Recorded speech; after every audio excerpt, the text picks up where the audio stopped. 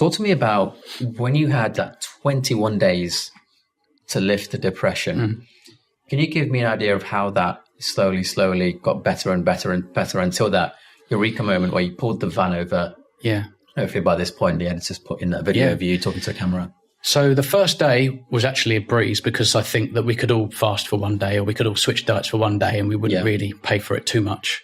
So I wasn't really struggling for energy and things like that. And I immediately noticed come sort of the evening time when I'd usually get my GERD or whatever, that gone. It wasn't there. And so I thought, wow, that's interesting. If you don't know what that is. Yeah. So that was handy. You know, it wasn't, again, background, not a problem. I was trying to address my depression, not acid reflux, you know, big deal, right? But that went. And so in one day. I haven't had a single symptom of acid reflux in 2 years. Wow.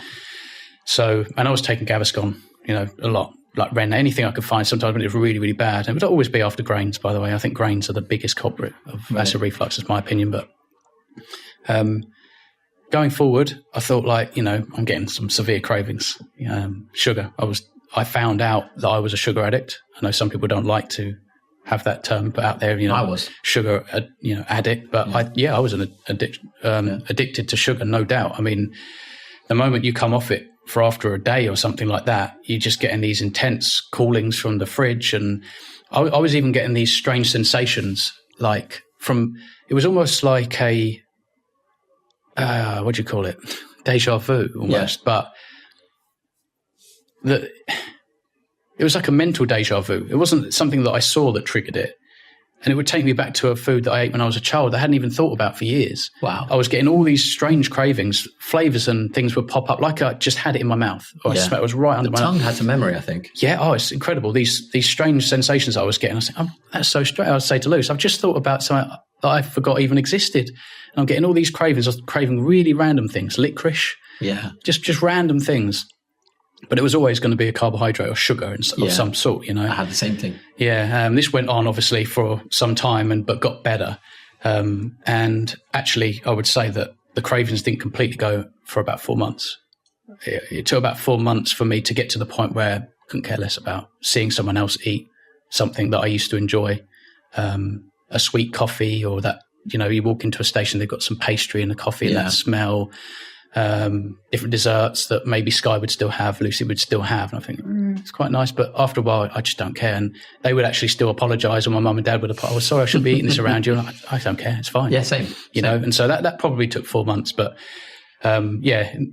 within these even 3 weeks it was a nightmare. There was no doubt about it. I was getting all these carb cravings, you know, thinking about the refrigerator, and even drinking alcohol as well. I gave that up a little. So when I got off the phone, it's probably worth mentioning, when I got off the phone with the people from We're With You, they suggested that I just stop drinking. And because I was taking it very seriously, I just stopped overnight. So I quit drinking. And that was 2 months before I went carnivore, but I was still depressed. Even without the drink. And a lot of people say, oh, it's because you gave it a drink. No, I was still very depressed. And I've gone on and off of drink multiple times, and that's never really resolved anything for me. Obviously, alcohol's not good. I'm not saying it's fine in the diet or out the diet. Yeah. Or I suppose you could ask my doctor, couldn't you? Whether he recommends the one that told you to drink beer.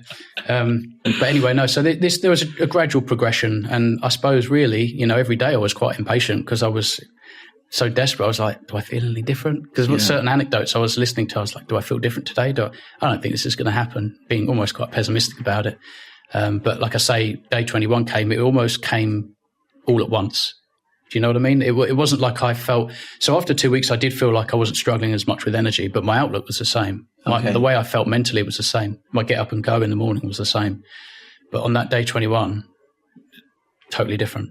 Totally different. It was like Neo in the Matrix died and woke up and was reborn. Now he sees the world differently. I haven't seen the Matrix, as sad as I am, but I know what you're talking about. You have to watch it purely because you've gone carnivore. Really? You have to watch it because you've gone carnivore. I made a little funny video about that. Me talking over Morpheus's voice. There's just too many things to liken carnivore to. Red pill, blue pill, living in a dream world, thinking that you know the truth, that what you see is real, and it's not. Because when Neo's now takes the red pill, he understands the truth, he's been reborn kind of thing. He gets plugged back into the Matrix, and then when he sees the world, he's seeing his old self in other people, and it's fascinating. He can't, it's like It's incredible to observe. And that's what I see every day. Yeah. I saw it traveling up here to London. Everyone that I probably passed, they probably don't have the first clue about nutrition. And they don't know why they struggle, and they're a nerd because they won't even be aware of certain stresses and inflammation in their life, things that they don't have to suffer with, because they're a nerd. They've gotten used to it. Yeah. But when they go carnivore, all of a sudden those things lift. Like people don't even know they have brain fog until they go carnivore. Agree. And all of a sudden they're like, wait, my brain works better. Yeah. I'm not an academic person. I'm a window cleaner. Yeah. But I was a window cleaner while I was depressed, and I didn't apply myself at school because my brain didn't want to work properly. I was probably just thinking about sugar, But now my brain works better. I'm able to retain information. Like I bought a book. Like, what? You don't read, Lee? What's wrong with you? But this is, I've been reborn. I'm a different person. Yeah. I don't get angry. I'm not as reactive. I act rather than react. I just go, well, what's wrong with that picture? And then change the thing and act, and then go, oh, it's solved. Yeah. I didn't need to hit myself. Yeah. I didn't need to go and hide away in a box or act like a baby and spit my dummy out on the floor and throw a tantrum. I just eat meat and get on with my life, So you had this, would it be fair to describe it as clarity? Yeah. As what you had? Yeah, yeah. And not just the way you see things, but the way you solved problems and dealt with things in your life. Everything. It's kind of like you see your old self as this pathetic little thing that couldn't cope, couldn't manage. Brainwashed almost. Brainwashed, 100% brainwashed, indoctrinated from day one. Everything, everything that we see, the advertising, what's being pushed, all the subliminal messages, all the subconscious that's going on. It's all based on this foundation that was never robust. It was never true. It was, it's false. And if you think about my foundation of health, or the foundation of health for a lot of people being in their gut, you think that, it has to pass the test. You being a dentist as well. Yeah. You know that when you put something in the mouth and it destroys your teeth and your gums, it ain't going to be good for anything else in the body. 100%. It can't, if it doesn't make it past your mouth, it's not good. Yeah. And if you think about what destroys teeth, sugar, acid from sugar and starch being probably one of the worst things. It's caught in your teeth. What is starch? Glucose, sugar. And so it's not good for your vascular system. It's not good for your gut. All this kind of stuff.